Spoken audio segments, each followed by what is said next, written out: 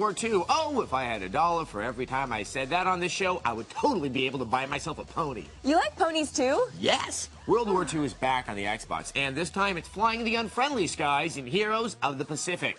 Here's our review. Apparently, there was a time when we were mad at the gentle game developers of Japan. Sage!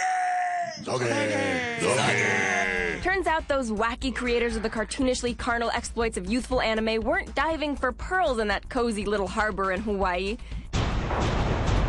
Heroes of the Pacific straps the Great Plains of the Pacific Theater of War to the patriotic posterior of a man called Crow. My name's William Crow. I'm a pilot in the U.S. Navy. You'll start campaign mode at Pearl Harbor. Pearl Harbor was hell.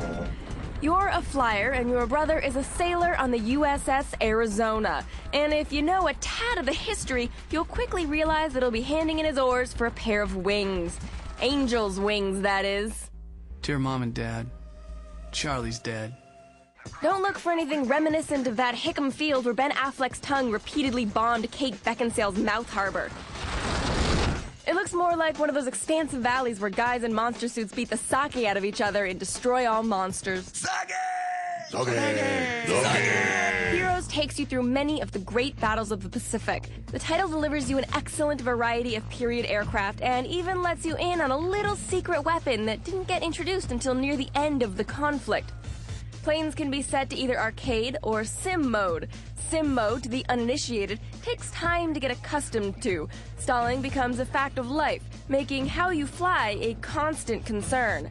A battle speed mode melts the scenery a la Crimson Skies, delivering you into the ballistic breath of battle quickly. Within a particular conflict, there are an array of mission types. Tenderizing beachheads for invasion, riddling approaching invaders, and stopping bombing raids are all in a day's work as tireless flyboy Crow beats his wings through the gritty winds of war. Sweet mother of God, it's an ambush! Clouds and explosions nicely dimensionalize both sky and combat. The rest of the environments, however, look like a colorless afterthought. Threatening ground targets seemed more like epileptic insects. The ocean even looks leaden and uninspiring. Come on, anybody with a couple of grand and a Westwood degree can make water look pretty these days. Selection menus and cutscenes are artistically inspired. Period propaganda and heroic films of the day colorfully come to life, inspiring the John Wayne of flying leathernecks fame in everybody. Online is straightforward with capture the flag and aircraft carrier defense modes and support for up to 7 players. At the end of the day, there's not much that other similar themed games don't have.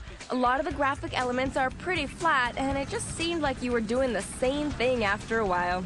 Now if I can just torpedo Affleck before he torpedoes Beckinsale.